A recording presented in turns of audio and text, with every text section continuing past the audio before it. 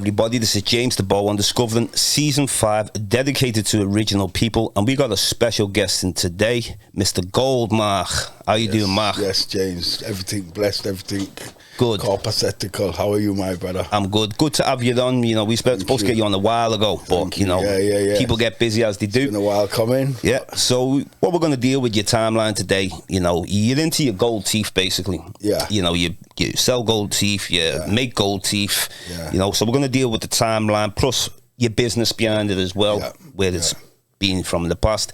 Also, you've suffered with sickle cell, also, you know, and not DJ, you were MC. Yeah. Goldmark, the MC. I was a little bit younger, yeah. That's it. So we're going to speak on a couple of different things as well, and then near the end we'll speak on the importance of African history. So just to begin with, where did all this, the gold teeth, and I know you're from Manchester, isn't it? Yeah, originally born, raised in Manchester, adopted Scouser from I was young, came up in the care system, so I moved about quite a little bit. But that's how I ended up in Liverpool. I suppose the gold thing, from a young man, you know, hip hop culture, it was more about fashion and, you know, on the cheap. We didn't have money, we were quite poor, you know, so I remember sewing Lacoste badges onto jumpers and this, that and the third. So it was kind of a creative thing where I started making African medallions, you know, black pendants. I don't know if you remember them, because I'm a bit older than you, but... Medallions? Yeah. Public Enemy days, you know, going back there. So in school, I used to sell them, get a few... Gold medallions you're talking about? No. Just leather and wood. Oh, I'm thinking then later the platinum medallions, Nas was rocking and QB and all that one. Yeah. This is when I was, you know, maybe 13, 14. Right. You know, long time ago. So... always been a creative person, was into graffiti as a child, you know, because I suppose we kind of came up in the polemic stages, the first stages of the hip hop culture. I wouldn't say the first, but you know, when it hit our shores, and I just kind of... You were on the hip hop scene early. Yeah, from day dot type of thing. So in terms of a creative side, that's where I kind of started to dig jewellery. You had man like Slick Rick, Big Daddy Kane, you know, with all these big, they call truck jewels and some big gold chains. So that was my thing, you know, you needed that big gold chain and this, that and the third. But like I say, we grew up very poor. Things were different back then. So I suppose that's where my interest in gold came from. You know, I just had sort of like when you're saying about hip hop, because I always picture like back in the 80s, the gold, like Rakim, you know, what was this, Eric B and Rakim, yeah. You know, people like that, everyone was it's always about the gold before the platinum came in and stuff, you know what I'm saying? Well, it's part of I suppose it's part of ghetto culture, I suppose it's part of the underground outlaw scene, you know, where you are not flaunting your wealth, but you're showing, you know, it's kind of a measure of success. You know, the cars, the gold, this was before bricks and mortar and anybody had a clue about, you know, properties and this, that and the third, you know, as long as you had your bits about you and you know, that's what made you get X, Y and Z type of thing. If you were the man known to be making the money and what have you, whether that came through creative, you know, endeavours or sometimes maybe unlawful endeavours, so to speak. But yeah, I always had a great interest in jewellery and a want to emulate these people who I looked up to, and you know, like that. Yeah. So, so remember you became an MC. When you was an MC, was this around the time when you were listening to hip hop first time, or No. I suppose, you know, come across? My life took a certain twist when I was a young man, so I ended up places that a lot of us could end up or whatever. So one of my kind of avenues to keep my head good or whatever, I used to write. I suppose it was poetry at first. Not even spoken word. I love words, you know, and I love wordplay, this, that and the third. So I'd have my lyric book, and so that's when it started. I used to write bars, and this is before I even touched studio or hit over a beat or whatever. And then I came to the free world, and I had this catalogue of lyrics, and again, I'm a creative person, so this is where, you know, I took myself and thought, well, let me just concentrate on this for a while, and I got a lot out of it, you know, the creativity of doing what I was doing. And we had a little set, you know, a few man. You'd have your DJ and your sound man, and we were always around, you know, the big sounds, you know. So for Liverpool, it was one a penny. I think it was 24 Karat, was it 24K posse, or, you know, there's a few different posses, reggae and hip hop. So when we go to the blues, or, you know, when town had finished and you go to the after event, there'd be a little huddle of us, and we'd all be waiting for the mic. You know, this is in Manchester, isn't it? No, this is here, bro. Oh, here, yeah. Okay.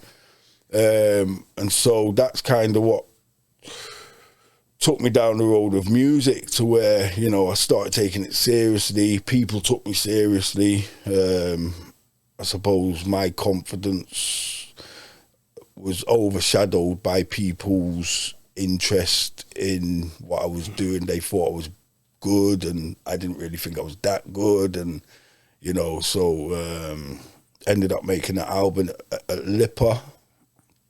I had an engineer, good guy, he used to do my beats for me and all that, and he was teaching at Lipper at the time, so I ended up going into Lipper.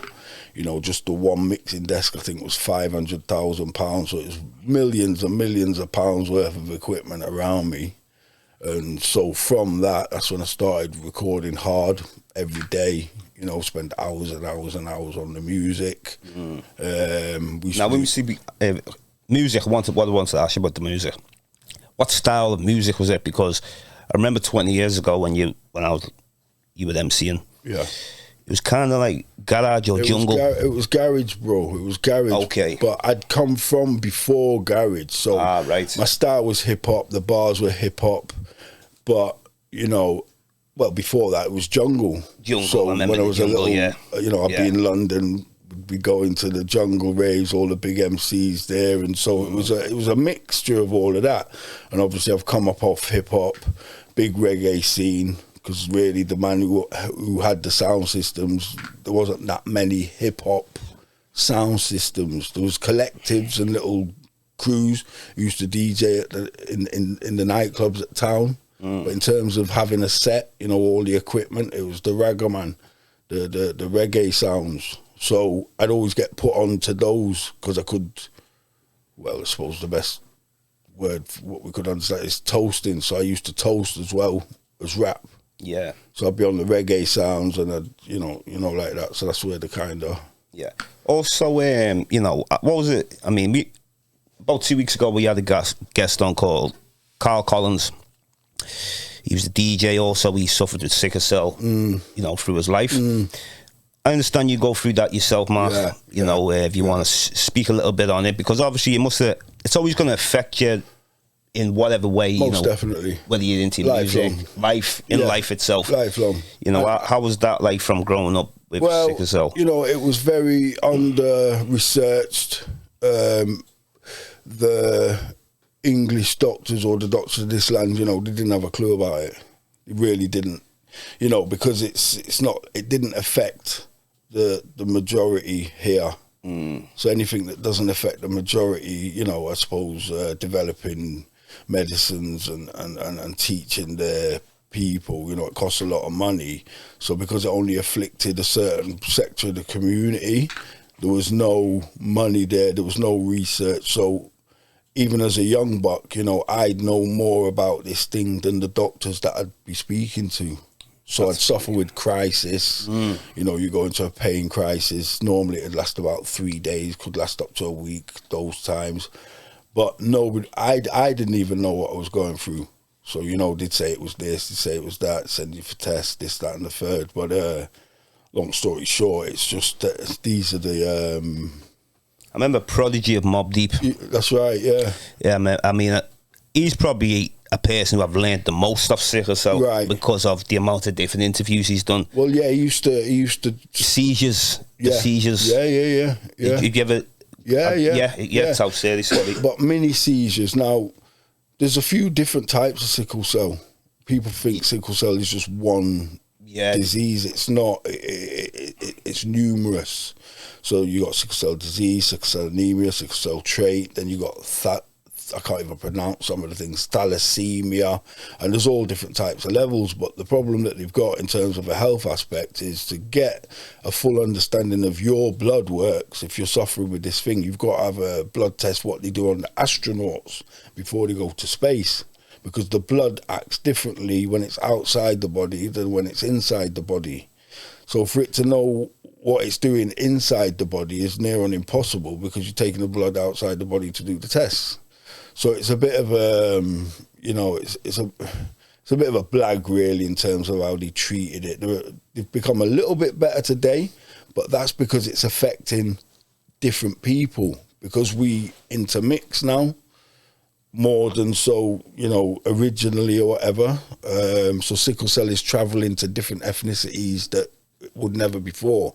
Yeah. So my understanding as a young buck was it only kind of affected African people and Oriental people of Oriental background. Yeah. Sickle cell was actually a natural adaptation of the human body to fight against malaria. That's what sickle cell actually is. Wow. So if you explain what you've just said then, so sickle cell can fight off malaria. Yeah, because the shape of your blood cell is in the shape of a sickle, like a crescent moon. Wow.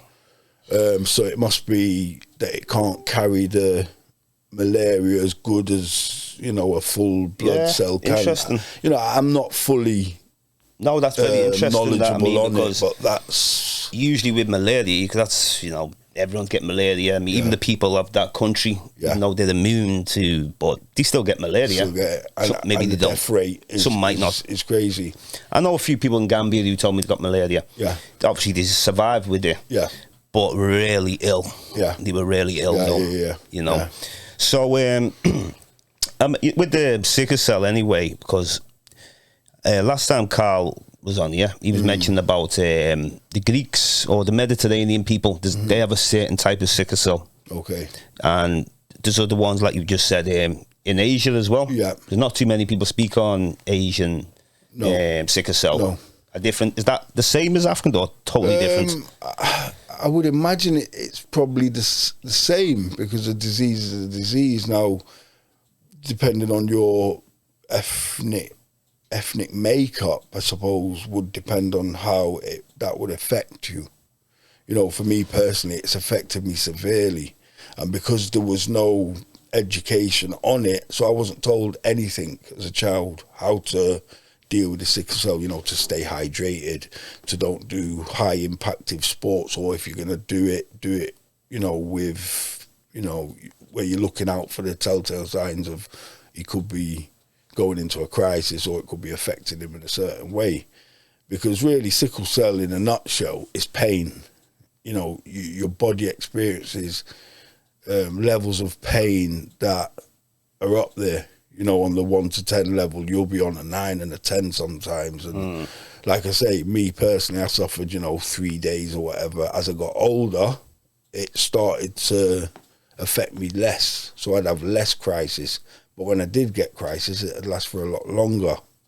Now, like we're talking about prodigy, the average age of somebody who suffers with sickle cell is 40s. 40s? Yeah. Wow. So that's average your age. Mortality rate. You reach 40s, and then, you may not have in my understanding, you may not have much longer. That's the type of lifespan you get from it. So there's still a lot to be learned about sickle cell. There should be more funding regarding it.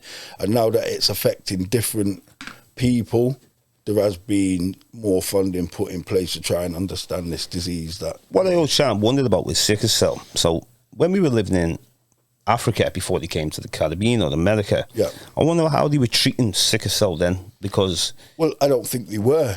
in the sense of, like I say, it's like an environmental, natural. Because they always have healing for something. Oh yeah, something. There's always something that the closer thing you find. You know, the great late Dr. Sebi, it's alleged, and I say alleged, I think it's proved, you know, that he cured sickle cell.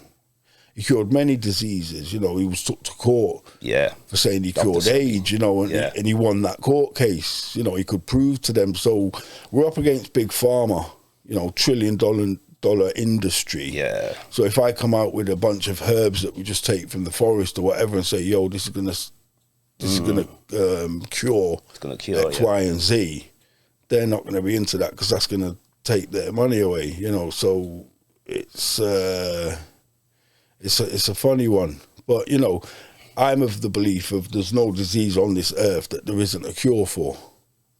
Yeah, definitely. Do you know what I mean? Yeah. It's just you've got to know which herbs and how, whatever, this, that, and the third. Where there's a will, there's a way. Yeah, and definitely. I think our ancestors were obviously more knowledgeable on these herbs and what they do. You know, I listened to some of the kind of, for want of a better word, vloggers out of Jamaica, you know, where you've still got the bush doctor, you've still got the man, you won't, you know, because the healthcare system is, you got to pay and this, that, and the third. You go to the mountains or to the bush and collect 2 roots and 2 herbs and this, that, and the third, and that sorts that. You know, fertility problems, that sorts that, or gastro problems, that sorts that. And so, you know, it's even Big Pharma, when they want, you know, they go to the forest to try and patent this plant or whatever. You know, so it's an age-old thing in terms of natural remedies being took to the lab, and now we've turned it into a tablet. And, you know, somewhere along that line, you've actually lost the organic healing, the true natural way of how we're supposed to deal with it. So yeah, well, I see this when I ventured out and visit indigenous peoples, and I'm trying to study like how they heal people. Yeah, and everything is just natural. Yeah, everything original. You know, and it's all about consuming. Yeah, it's not about waste. Everything is intact. Yeah, because I think when you take somebody out of his natural environment, you're doing them a disservice already. Yeah. So you've lost your climate. You know what I mean? You've lost your food source. It's a common fact now that, you know, we eat junk, don't we, in the West? It's a lot of processed, dead matter. Not getting no fresh water, no fresh meat. So, you know, because a lot of my family say to me, we're going to send you here, we're going to send you there. Or I say, well, no, actually, our health service is better than theirs now. It might be back in the day, it used to be, when certain people are afflicted with certain sicknesses, you know, you need the sun. You know, you need that fruit that's been kissed by the sun, you know. Give yourself 4 weeks of that and see how your illness is after that. And I'm sure 90% of us would say, feel better. Yeah, I'm a little better or whatever. But when you've got, you know, some of these, because a lot of students of Sebi and the like, you know, they're still curing some of these things that people say can't be cured, you know. Well, there's an interesting one. I find when I go to hot countries, my bones feel stronger naturally. Yeah. Within the first day. Yeah. It's like it's just giving you that reminder. Yeah. So with sickle cell, does it make any difference in the sun or in a cold country? I'd say most definitely, because it's when, as a child, you'd get to, I think, is it November, you know, when it starts to get cold or whatever, you know, that's when my bone system would start to break down and feel it. In the cold? Yeah. Right, okay. And so as soon as the sun comes and you're in the heat or whatever, you're not afflicted with those same problems. Now, whether you're afflicted with different problems through hydration or whatever, I don't know. And like I say, you know, I'm not at all knowledgeable on the matter. I can only see it or say it as what I've experienced and what I've been through. And, you know, health is wealth. That's all you've got. You know, it's one of the major blessings of time and health. And we don't appreciate that until it gets took from us. Do you know what I mean? Yeah. It's, so you had a business behind the Gold Teeth. Yeah. Yeah. And where was your network in different cities? And long story short, how the Gold Teeth came about, I got my first gold teeth as a young buck at 18 years of age in the dentist. So they've been here a long time or whatever. So I lost a few along the way or whatever. So we got a street here. It's quite famous for high-end doctors and dentists, Rodney Street, Liverpool. Oh, yeah.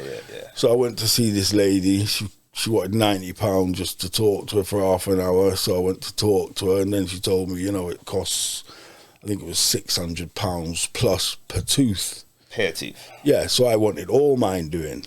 So I was like, wow, that's a lot of money. I wasn't making money. I was just still doing my little food businesses or whatever I had going on. And I says, and I'm a man where I'll always think, you know, I wonder how they do that.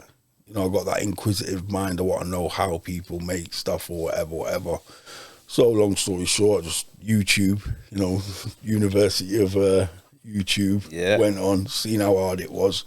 Well, I could do that. Well, I remember you chefing days. I've tasted some of your food, man. Yeah, because that was my first business. So I had a few business. I remember when we met in the place there. That's it. And after I left there, I opened Mango Grove. So I had outside catering, sandwich rounds. Mobile. Was mobile. I'd do the festivals, Africa, I remember. You know, the international arts festivals. I did a lot. But again, health, you know, the impactive nature of the food game's very hard. But the money was good. Definitely. So I did that for a while. And yeah, I got to a stage where I think it may have been even 09, 08. I think we had a recession. Yeah, 08. Yeah, so, you know, my profit margins got slimmer and slimmer and slimmer. The work didn't ease up. It was still the same levels of work. I said, you know, it's...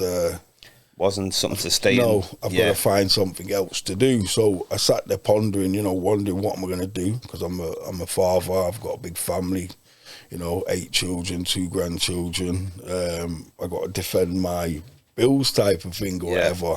Certain things that were open to me as a child, you know, morally, and I would never involve in those type of stuff ever again. So, you know, for the road youths who's listening or whatever, there's no retirement plan. It might be all good up until you're 21 and you can do a little bit of this and that, but what you're going to do when you're 25, 30, 35, 40, when you've got 5 children or you've got this, you know, you still need money. So my thing was, what am I going to do? So like I said, I went to see this lady at Rodney Street. She told me the prices. I thought, wow. I learned how to do the basics through YouTube and trial and error. You know, lost a bit of money and invested a tiny bit of money, and then realised, you know, I loved it because, like I said, I've always had that creative side. But the equipment for this industry, you know, you can spend millions of pounds on things, or, you know, you can. So I just went in at the bottom, did what I could afford, learnt bit by bit, and then I learnt one day, you know, they say you're not a true jeweler until you've had 10,000 hours at the bench. So I thought, whoa, 10,000 hours at the bench, that's a lot of time, you know, I've got a long way to go. So legally I said, well, let me just see what the colleges are saying, because obviously I'm kind of like classed as a mature student now. So all he could offer me was an apprentice of £90 a week, and it would take 4 years to complete this course just to be able to start the next course. And I thought, well, I haven't got that type of time. So I thought I'd just do it raw diggy how I was doing it.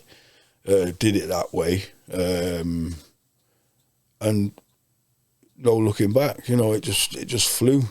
I just went from, so I had my Facebook pages and whatever, never made a pound, worked hard at editing and getting this done and that done. Did it for, you know, 6 months, never made a pound.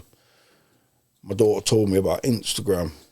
Within a week of having an Instagram account, seen the difference. My inbox was full. Yo, can you do this? Can you do that? Well, there's a bit of fake it till you make it at the beginning. You know, it was a bit like, well, yeah, I'll have a go, whatever. So there's a little bit of embarrassment, a few, but yeah, just climbed quickly, and because it was quite it's niche, but there was a gap. I saw the gap in the market.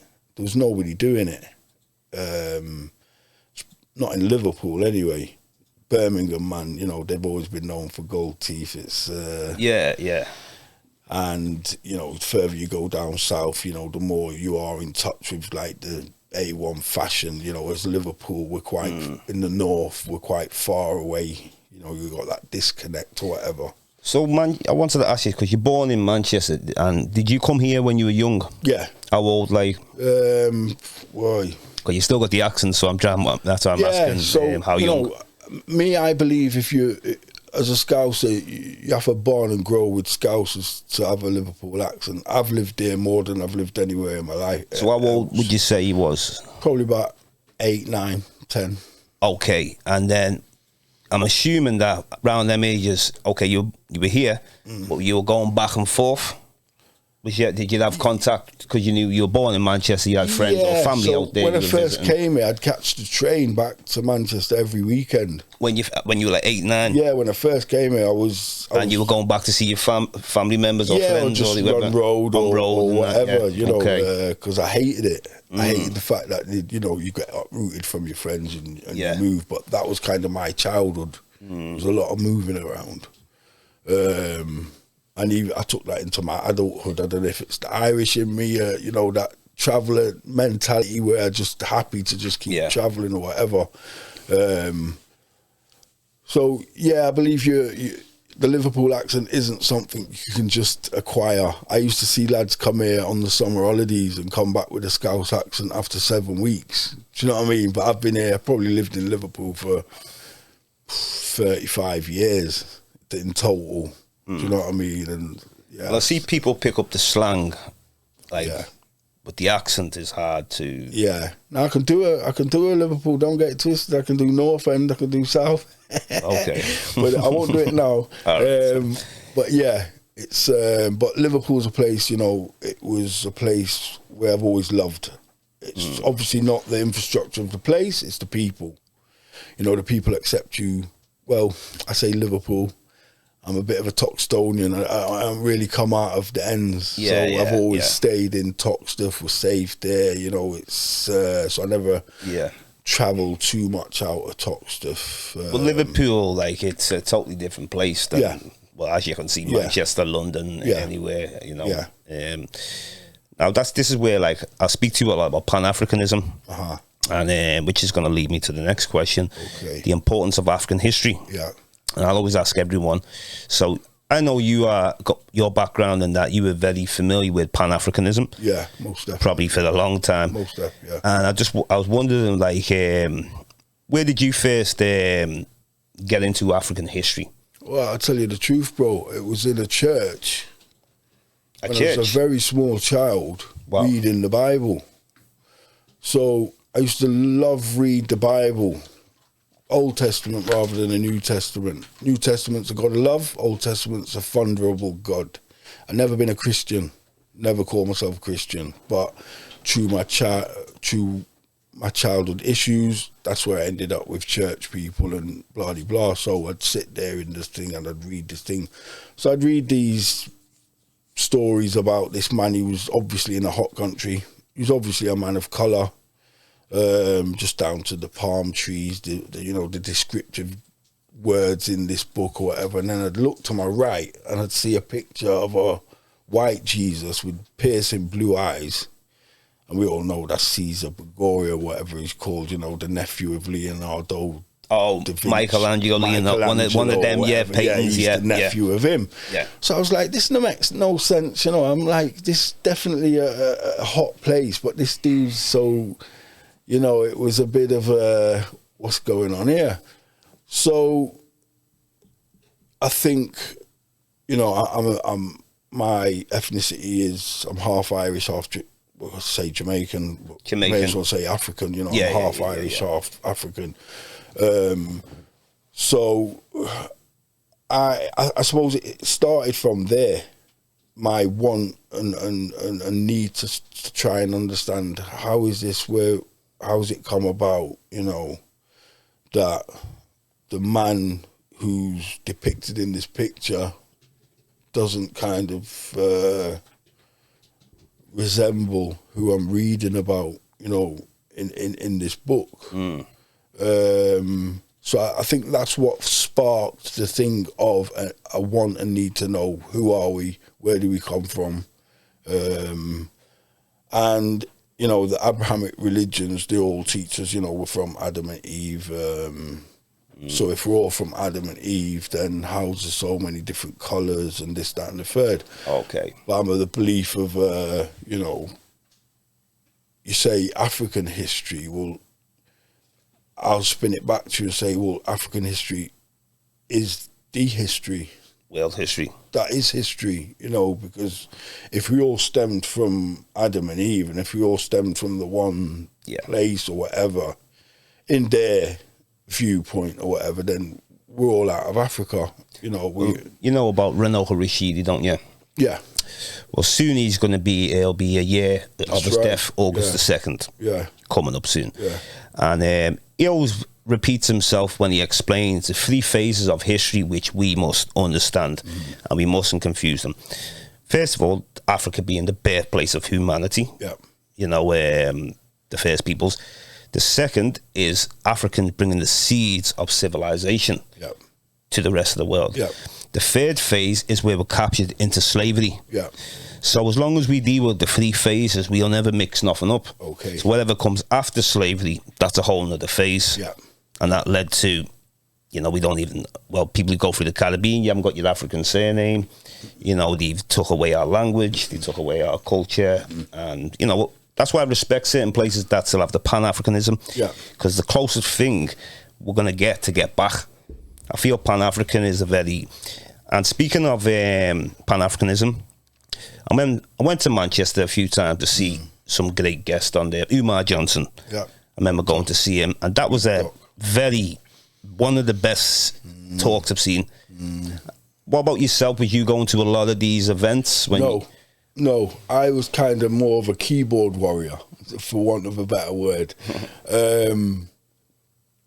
My situation is this, you know, there's many, not many, but there's a few different, for want of a better word, genres of Pan-Africanism and belief systems. Different sects. Yeah, that's right there. Yeah. So, you know, I worked hard under the banner of UK RBGs, you know, it's kind of obviously Marcus Garvey, kind of a Garveyite, you know, I was of a belief, you know, let's get back to Africa, let's get back to where we need to be, and let's take what we've learned in the West and let's still have something ticking over in the West to pay for our endeavours in the motherland type of thing. So it was more online, really, you know, where researching on the internet. Yeah, where I'd gain my knowledge, and then internet very good though. Yeah, but a couple people who you'd get your phone number and you'd rap with them for hours and they teach you stuff and this. So I had a couple friends in London and this, that and the third. So I was more of a, I suppose, I couldn't say an activist, but through my personal history, I was more for, you know, how we'd been afflicted by the police, by the government, you know, how we're kind of still a commodity in terms of how we're treated, the prison industry that we've got here, you know. So slavery was abolished, yes, but was it abolished? You know, it's or did it just turn into a different... Well, some people looked at, the chains are offers now, so we're free, but the mind wasn't free. That's right. Shackles on the mind. And I believe more than that, you know, because personal circumstances, you know, I know how many of the children get locked up. Yeah. I know the disparity in this guy's going up for these charges and gets X amount of years, while this child goes up for these charges and gets X amount of years, you know, and the disparity between them is mind-boggling. and quite blatant. Very racial. Yeah. That's all it is, isn't it? Quite blatant. So a man can do all types of heinous stuff to a child, where a youth can just get caught with a few pebbles or a weapon or whatever, and he's doing these years, and this guy's got probation type of thing, and that's just one. But you know what, though? Example. It tells you the people who run things must be a bit sick. Most definitely. Because why would you? You know, there's certain things that, you know, this is more of a priority to take care of. You know. Yeah. There should be levels of stuff. Yeah. Basically. So my thing was, you know, it was the injustice of how we're dealt with, where I suppose it kind of brought me around certain people who could teach me about Pan-Africanism, the different things, and then I met what's the best way to describe them? The Kemetic brothers, you know, the brothers who were all on that Egypt's the thing, and they follow Ma'at, yeah, you know, and this, that, and the third. So I got into a conversation with Ptah, Hotep, whoever he was or whatever. Yeah. And the brother says, you're what your mama is. You're white. And I didn't want to disrespect nobody in that respect, but I got called the N-word from I was a baby. Yeah. I got called a black bee from I was a baby. Police ragged me around, ripped my chains off, spat all over me, beat me up from a baby. So, okay, maybe my conjugal DNA may be different than the brothers, but outwardly, we're both N-words to them. I'm no different, right, regardless to who gave birth to me. Yeah, interesting. Do you know what I mean? Yeah. So in certain African cultures, you are what your dad is. The seed of your father, they say, yeah. And then in science, you are what your mum is. But this is funny you're saying that, because it's and also look at Jewish, they say, what is it? If your mother's, you're Jewish if your mother's Jewish. Right. Arabic, if the father's Arab, you're Arab. Right. So I didn't, like I say, it can't be both. No, man I will put it on them. Yeah. On the keyboard, you know, because don't get it twisted. I'm on that Khabib Nurmagomedov, whatever he's called. You know, send me a location. I'm good for that. So I used to get a bit heated, but then I realised, you know, this is the internet. You know, these geeks can hide behind the internet. I've done road, I've done the front linear all my life. I've been out there. So for me to get on the computer, I didn't know how to turn a computer on not many years ago. Yeah. So for me to be doing this knowledge on the thing, so I didn't want to disrespect nobody. I feel with people, for want of a better word, but I wanted to, the guy's disrespecting me, so you can't treat disrespect with respect. So, you know, I was trying to put forward that, you know, I've been treated in the same way you've been treated. I've probably been treated worse. I've gone and spent years and done my chunk, you know, as a black man. So I've learned a lot along the way. So, like I say, I didn't want to disrespect them too much, but I'm not having that. You can't say that to me. So it was a bit of a learning curve. So I went away because it was new to me, you know, what he told me. So I went away, and he was actually right. He's actually correct in his thing that in science, you are what the egg is, what your mum is, or whatever your dad adds on your colour, your features, your hair, this, that, and I don't know it the ins and outs of it. I just learned on a basic level. It's quite deep, that, though, because like you get your features and your hair from your father. I mean, it's not always that case, though. No. Because, you know, you can get 4 brothers or 4 sisters, and they might all be different complexions, different hair. Most def. Well, you only have to come to my house to look at them. Yeah. Do you know what I mean? And so sometimes science, like, I'd say we've got to take the best out of science. And anything that's, you know, the Darwinism theory, going deep into evolution, and it takes billions of years for this, and then we came from...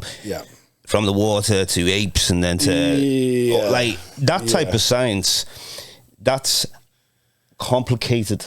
Yeah. Where I'm more with, okay, the science of the DNA said you came from this area 10,000 years ago, or 30,000, or 100,000 years ago, or they found the first people in Africa. Yeah. I can connect with this type of science. Yeah. But it's hard for me to connect with the whole evolution. I think that's too much. Yeah. And I think even like, there's no one who lives long enough on this planet to understand billions of years of information. Most def.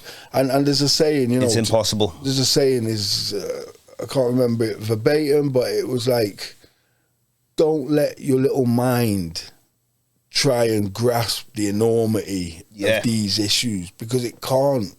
Your brain ain't, I wouldn't say good enough, but your brain could never comprehend the unseen, the science of it. So, the Egyptians were weeing on wheat to see if they were pregnant. These scientific, the Sumerians were, if you look at some of those glyphs on the Sumerian tablets, your mind would be blown away. So modern science, the Greeks took that from the Egyptians anyway. And the Egyptians, who did they take it from? The Egyptians were influenced from the sub-Saharan African, Nubians, Cushites. Right. You can go to Uganda. And then you got so, the influence of Egyptians, as we were saying, they came from sub-Saharan Africa, and even there's connection to Nigeria, Ghana. We can look at scientists and they can say, no, it's impossible that West Africans could have got to Egypt. But then there's figurines found in Ghana, first of all. Yeah. Nigeria, they have many creation stories. Even my own tribe, the Ijaw tribe. Okay. So they'll talk about coming from Kemet. Which tribe did you say then? Ijaw tribe of Nigeria, Delta State. Okay. So they have a story, and also the Igbos have a story of that, and they have a story of being the Hebrew Israelites. Yeah. And the Yoruba have a story of coming from Kemet. Most definitely. Then we can get back to the Dogon. The Dogon people have a story coming from Kemet. Yeah. So we've got to definitely speak on the Dogon when we're speaking of all this knowledge. The white dwarf star, and they're just amazing. Well, they only found the Western scientists or whatever only found this star that the Dogon have known about the other year. I swear it was in the last 5 years that they've only found. Is Sirius or Cirrus? And it boggled the mind that they couldn't understand how these so-called primitive Africans with no telescope had this knowledge of astronomy. You know what I mean? So, we can surmise, that this was ancestrally passed down to them from their forefathers, or, that these people were visited by these people to teach them actually X, Y, and Z. But it's like the layout of Giza, the pyramids or whatever, in line with the stars. Leo. There's something. There's obviously definitely something in it. So science versus, ancestral cultural traditions and oratory stories that the grannies teach the children or whatever. It's science. I don't know enough about it, but I believe it's about collecting information and negating this information, and then we'll come together and then we'll agree upon the thing, and then it becomes fact, or it becomes science, or whatever. Well, it's two different entities, isn't it? Because when, like you say, if the Dogon knew about this thing that they would have no way of physically seeing with the naked eye, I believe, or with an instrument to see it with the naked eye, but they knew about it. And Western, with all its trillions and millions and technology, have only just found that says everything to me. It does. So it's like, I was saying this to somebody else, look how long ago the album came out from Lauryn Hill, The Miseducation of Lauryn Hill. Well, we've got to an age where we've had to go back to the drawing board and relearn everything that we were ever taught. Because, RT used to say question everything, and I thought that was a good little thing. You need to question everything, So in terms of what we've been taught as the standard thing, it's all rubbish. Yeah. Down to your diet, who's the strongest of the animal kingdom? Who's those big, strong things like the hippo, the gorilla, the elephant? I never seen a gorilla eat no meat. I never seen a hippo, you know, do certain things. I never seen an elephant yamming on meat and this, that, and the third. So where do you get the protein? How do you get so big and strong? So it's wrong what we've been taught, you know, because I think a brother said the other day, you know, if we were meant to eat, and I'm not vegetarian, I'm not a vegan, I'm not trying to teach anybody anything about dietary things, but food has been a thing of mine, and I went to college for a short time to learn about it. We don't have sharp teeth to rip meat. You know, we weren't created and born with cooking utensils and the ability to light fire like a dragon, if it's a mythological creature or whatever. So where in the animal kingdom do you see them cook their food? You know, yeah. If we were supposed to eat meat, why can't we run 70 miles an hour? So, you know, I think, you know, the most of the peaceful animals, maybe, you know, you can look at they're not meat eaters. No. Most peaceful animals. Yeah. Yeah. And again, they don't cook the food. It's all eaten raw. It's always it's one of those things that, I mean, as a person I've ate meat all my life and that. Same. At the same time, I'm not ignorant though to know that, you know, too much meat, especially, you know, red meat. Yeah. You know, and I don't eat pork. No. That's one thing I don't eat. I haven't had pork for like about 6 years. Well, and I used to like pork, but then it was just little things I was getting onto about it. Even the science side of it. Well, I'll give you a quick thing of why I don't eat pork allegedly now through religious reasons. Yeah, yeah. But I didn't eat pork before that. Oh, so okay. A quick story, give you a story of the hypocrisy of what I was dealing with. And that's back to when I used to dig reading the Old Testament. You know, this God would, and Jesus, peace be upon him, you know, I used to like the stories of him lashing over the moneylenders' tables and causing havoc in the temple, and he was an outlaw, basically. And, you know, those are the type of people I kind of respected, you know, in the right ways, you know. So, long story short, we're in the church.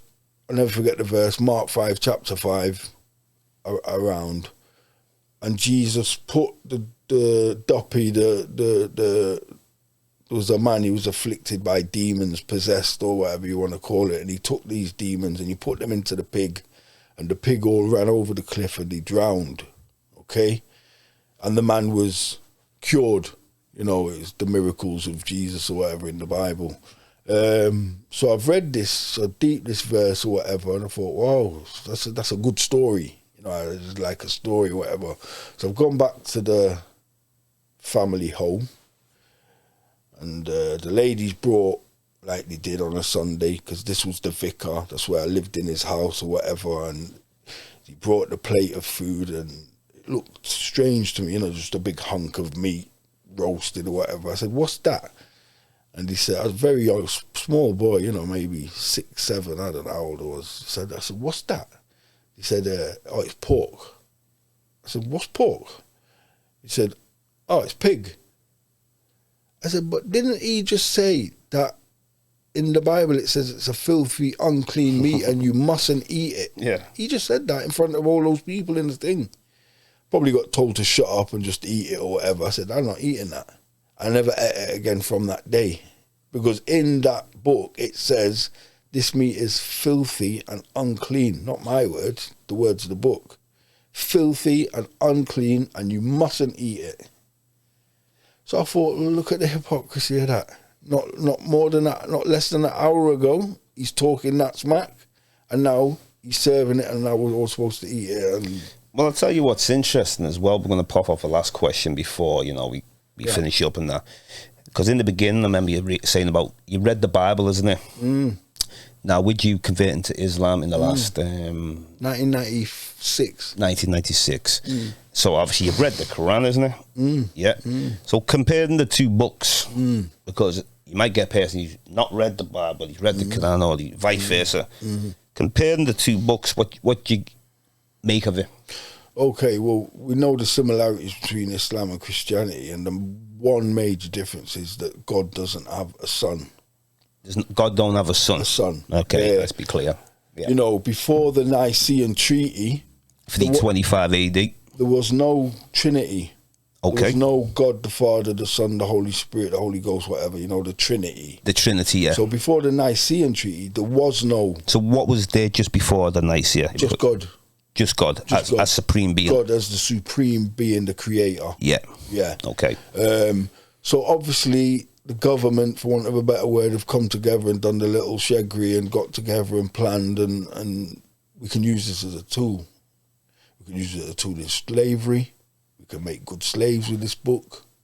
You know, we can have the overseer sitting in the church while we elect a pastor to teach these slaves how to be good slaves. And don't worry about this life. You get in the afterlife. Interesting. You know, don't worry about that. So the difference between the two books was I was taught that the Quran is a revelation and it's not been changed one letter.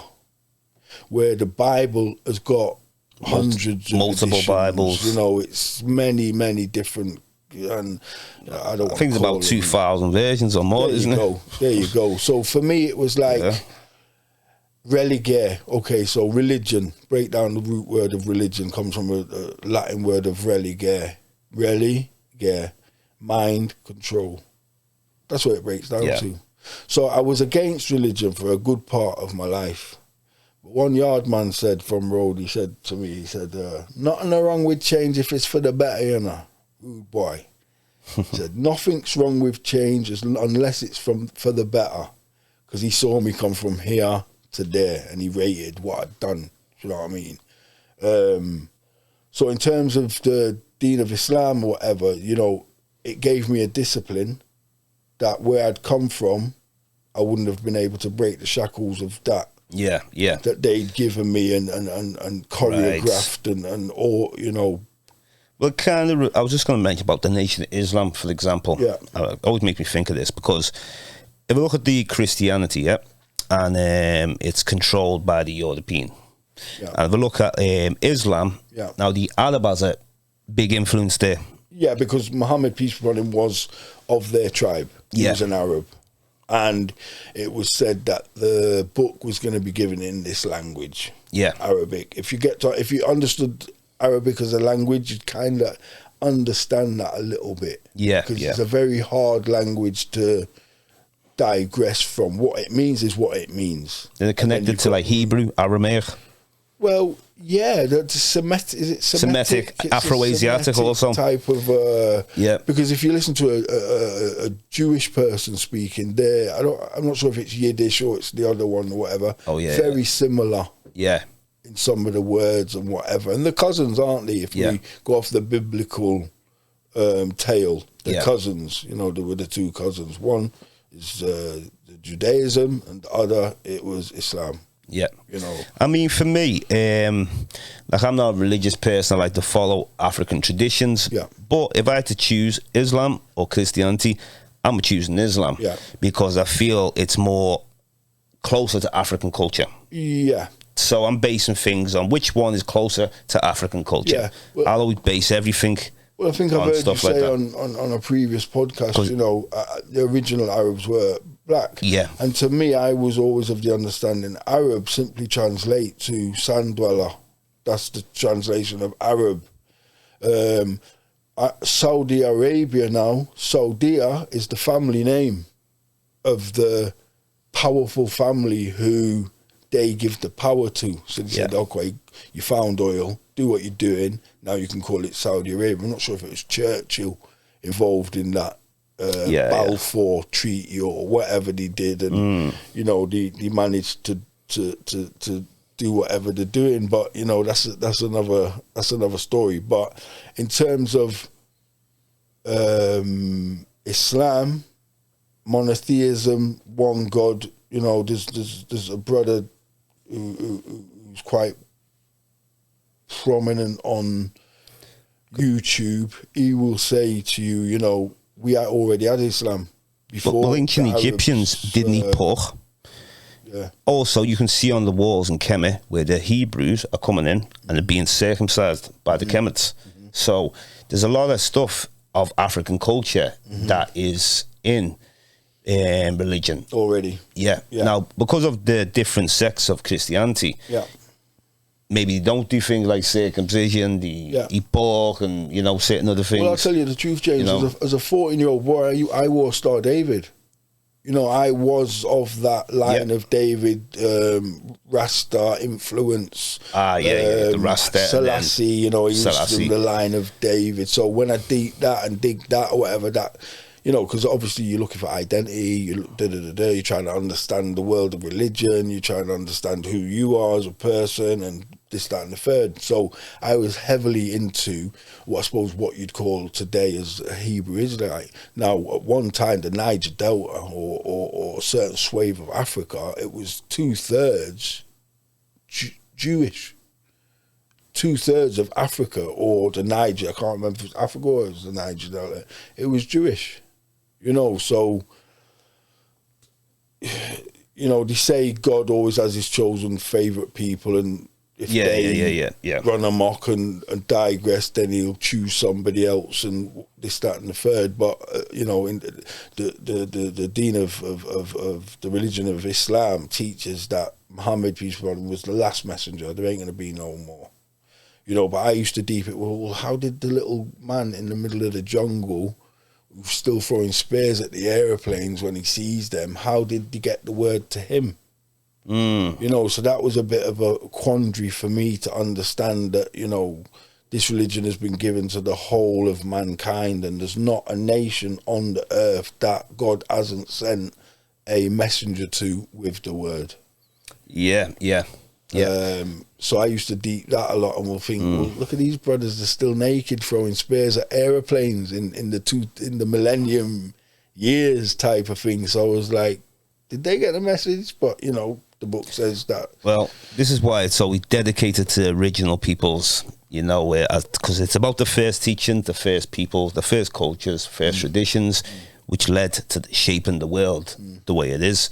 But I want to thank you very much, Goldmark. I've been waiting to get you on for a while, and I feel this has been a powerful conversation. My pleasure, the energy was flowing. It was just natural. My pleasure. Yeah, so I want to thank you again anyway. This is James DeBow on Discovering Season 5, dedicated still to original peoples, and we are here today. Well, peace out, Goldmark. And I love the suit anyway, Nigerian style. Man, I rep the Niger Delta today, All green. Blessings, man. Peace, King. Peace, my brother.